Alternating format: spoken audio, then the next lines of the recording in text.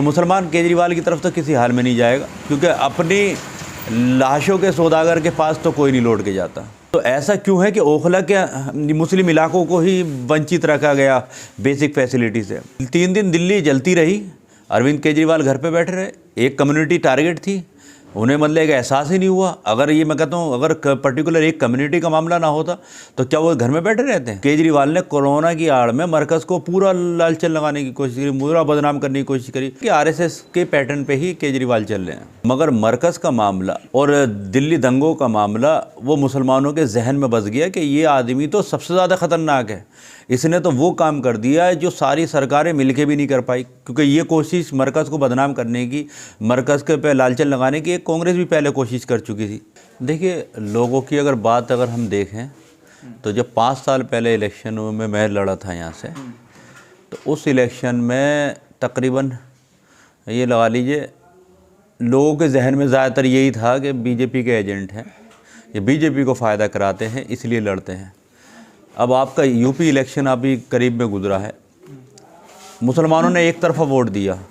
Barrister Asaduddin Owaisi साहब को ये कह दिया कि भाई लीडर तो हमारा है, इसमें कोई दो राय नहीं, हमारी बात भी करता है, मगर हमें बीजेपी को रोकना है। पूरा वोट उधर ट्रांसफ़र कर दिया, उसके बावजूद भी बीजेपी को नहीं हरा पाए।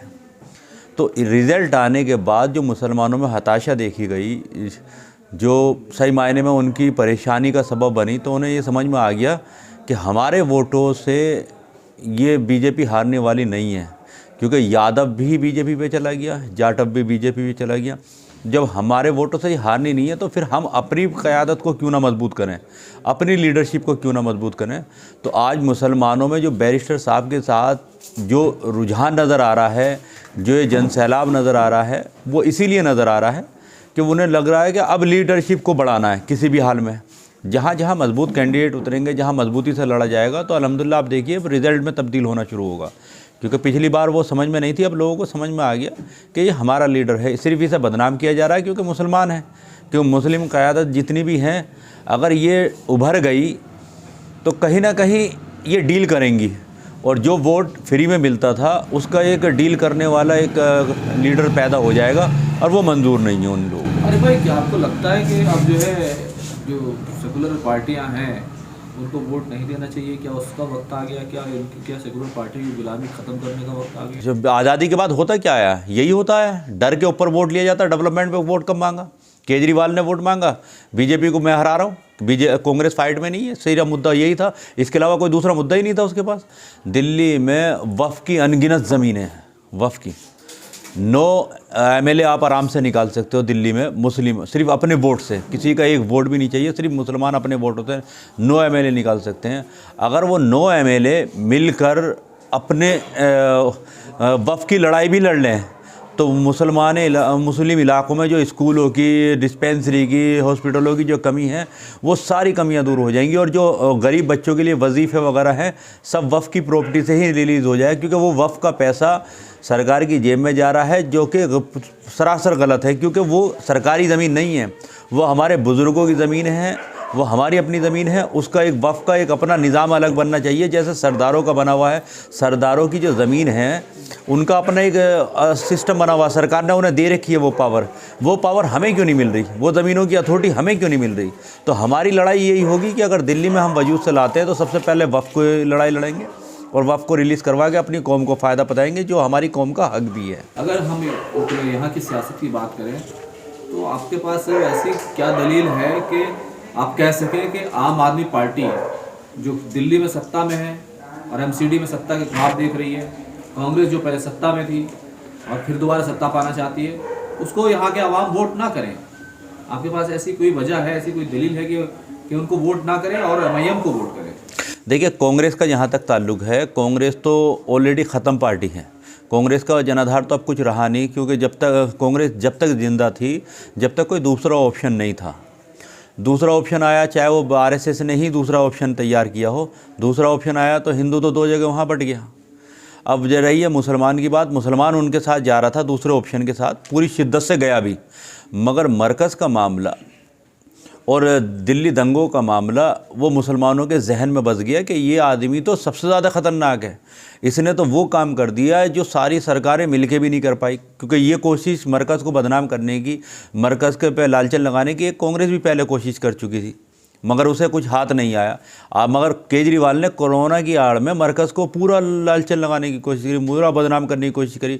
वो तो अल्लाह रब्बुल इज़्ज़त ने मतलब कि ज़ाहिर सी बात है असबाब लोगों के सामने आ गए कि कोरोना पूरी दुनिया में फैला, खाली मरकज़ से मामला नहीं है उसका ताल्लुक़। तो केजरीवाल का तो सूरत हाल साफ़ है और कांग्रेस ज़मीन पर है नहीं, तो मुसलमान केजरीवाल की तरफ तो किसी हाल में नहीं जाएगा, क्योंकि अपनी लाशों के सौदागर के पास तो कोई नहीं लौट के जाता। बिल्कुल 3 दिन दिल्ली जलती रही, अरविंद केजरीवाल घर पे बैठे रहे। एक कम्युनिटी टारगेट थी, उन्हें मतलब एक एहसास ही नहीं हुआ। अगर ये मैं कहता हूँ अगर पर्टिकुलर एक कम्युनिटी का मामला ना होता तो क्या वो घर में बैठे रहते हैं? उन्हें ही नहीं चाहिए था कि वो एक एज अ CM यानी कि सबके सरपरस्त हैं दिल्ली के, उन्हें चाहिए था वो दंगे की जगह में ज़मीन पे जाते। वहाँ जाते तो जाहिर सी बात है मोदी सरकार को भी उनको सिक्योरिटी के बतौर उन्हें सिक्योरिटी प्रोवाइड करनी पड़ जाती, और जब सिक्योरिटी उन्हें मिलती तो जाहिर सी बात है वो दंगा ऑटोमेटिक रुकता। लेकिन एक सवाल बड़ा ये है कि छोटा सा इलेक्शन है, साफ सफाई का तमाम सहूलियात को लेकर इलेक्शन है, तो क्या MIM मतलब दंगों पर जो है इस इलेक्शन में राजनीति? नहीं, देखिए आधार की बात नहीं है, मुद्दों की अगर बात पे चलिए मैं कह रहा हूँ मुद्दों पे इलेक्शन लड़ लें। आप ज़मीनी मुद्दों की बात कर लें, जो कि हम निगम की बात करते हैं। निगम में मैं आप इस पार्षद की छोड़ दीजिए, आज तक इतने निगम है 40-45 साल इस कॉलोनियों को से ज़्यादा हो गए इस कॉलोनी को बसे हुए। क्या आपके पास बेसिक फैसिलिटी आ पाई अभी तक? जो आपका मौलिक अधिकार है, आपको पीने का पानी मिलना चाहिए था, सीवर लाइन मिलनी चाहिए थी, रोड साफ़ सफाई मिलने चाहिए थे, रोड बने हुए चाहिए थे, अच्छे स्कूल आपको चाहिए थी, अच्छी डिस्पेंसरी आपको चाहिए थी, खेलने कूदने के लिए पार्क आपको चाहिए। इनमें से कोई एक चीज़ हो तो बता दीजिए। कोई भी एक चीज़ नहीं है, आपके पास पार्क नहीं है, आपके पास डिस्पेंसरी नहीं है, आपके मोहल्ला क्लिनिक के नाम पे आपके खिलवाड़ हो रहा है। आप जाके देखिए क्या हालात हैं उसके, महंगे महंगे टेस्ट हैं वो लिखते हैं और जाइए बाहर से करवा लीजिए। तो क्या बंदे के सिर्फ डॉक्टर सिर्फ नामचारे के लिए बैठे हुए हैं? करना है तो आप पूरा इंतज़ाम कीजिए। तो आपको जब कोई भी चीज़ मिल नहीं रही, आप दूसरे तो फिर किस बात के लिए डेवलपमेंट की आप बात कर रहे हैं? और ये टारगेट, ये ज़्यादातर मामले मुस्लिम इलाकों में ही हैं। आप सीलमपुर चले जाइए यही सेम हालात, आप मुस्ताबाद चले जाइए सेम यही हालात, आप ओखला में रहिए सेम यही हालात। तो ऐसा क्यों है कि ओखला के मुस्लिम इलाकों को ही वंचित रखा गया बेसिक फैसिलिटी से? तो हम तो ये कहते हैं जब आप एक कम्युनिटी को बिल्कुल अलग थलग लेके चल रहे हैं तो जाहिर सी बात है उस कम्युनिटी की आवाज़ तो उनके अपने ही लोग उठा सकते हैं, और वही कोशिश है हमारी। देखिए एक बात तो साफ़ है, हम बीजेपी को हराने के नाम पे वोट बिल्कुल नहीं मांग रहे, जो और पार्टी करती है, आम आदमी पार्टी हो, कांग्रेस हो, बीजेपी को हराने के नाम पे वोट करती हैं, मांगती हैं, तो वो तो हम नहीं कर रहे। हम अगर अपनी कौम की बात कर रहे हैं तो कौम के मसाइल हल करने पड़ेंगे, वरना कौम ये जानती है कि मतलब कि जिस मुद्दे को लेकर हम लोग आए हैं, कौम की आवाज़ उठाने के लिए हम आए हैं, कौम को बेसिक फैसिलिटी दिलाने के लिए हम आए हैं, तो जाहिर सी बात है हमारा को बिल्कुल नकार दिया जाएगा अगली दफ़ा अगर आएंगे। तो हमें ये मुद्दे तो सॉल्व करने पड़ेंगे, और जाहिर सी बात है उसमें हमारी कौम को फ़ायदा होगा, और हमारी लड़ाई कौम के लिए ही सबसे अव्वल है। आप बड़ा आरोप लगा रहे हैं कि दूसरी पार्टियां मुसलमानों को डरा रही हैं। जब आज़ादी के बाद होता क्या है, यही होता है, डर के ऊपर वोट लिया जाता है। डेवलपमेंट पे वोट कब मांगा? केजरीवाल ने वोट मांगा, बीजेपी को मैं हरा रहा हूँ, कांग्रेस फाइट में नहीं है, सीधा मुद्दा यही था, इसके अलावा कोई दूसरा मुद्दा ही नहीं था उसके पास। आप भी तो छोटा रिचार्ज बड़ा रिचार्ज कर रहे हैं भाई। डील जब है तो जाहिर सी बात है, आप गुजरात का इलेक्शन उठा के देख लें, बीजेपी साफ तौर पर वहाँ हार रही थी, पिछली बार भी हार गई थी, एक तरीके से जोड़ तोड़ करके उन्होंने सरकार बना ली अपनी, इस बार साफ होती हुई नज़र आ रही थी।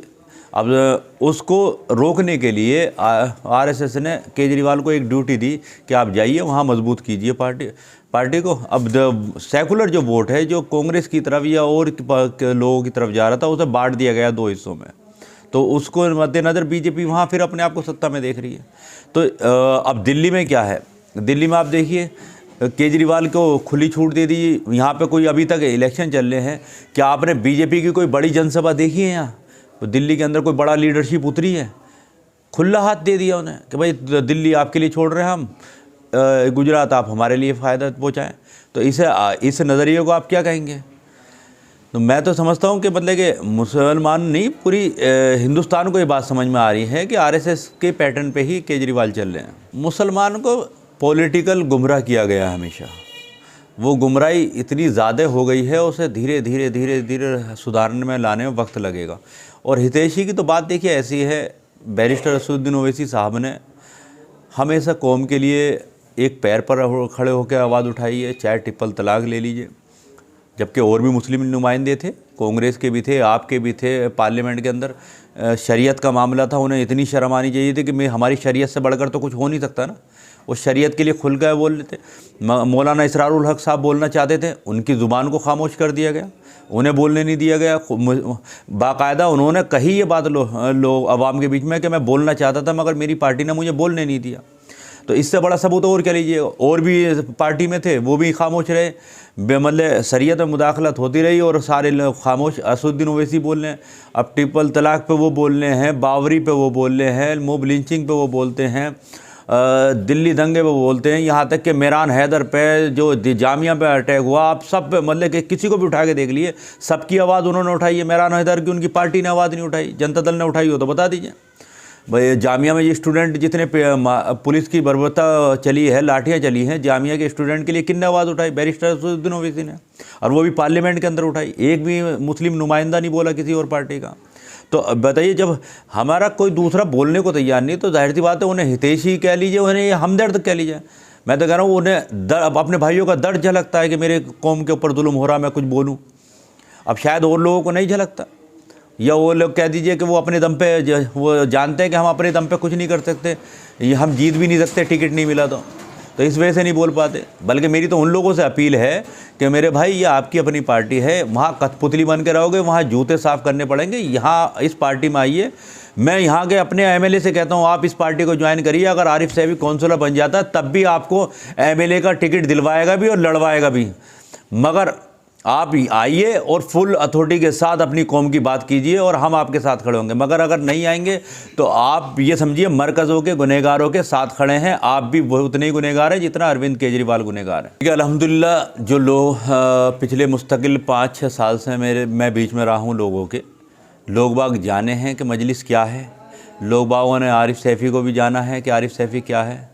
अपने मुंह से तारीफ़ वाली बात नहीं है। लॉकडाउन में मैं चैलेंज कर रहा हूँ, कोई एक बता दे कि मेरे बराबर राशन तकसीम किया हो इन लोगों ने, किसी ने कोई बता दे कि किसी ने सैनिटाइज इतने बड़े लेवल में किया हो सत्ता में ना रहते हुए भी।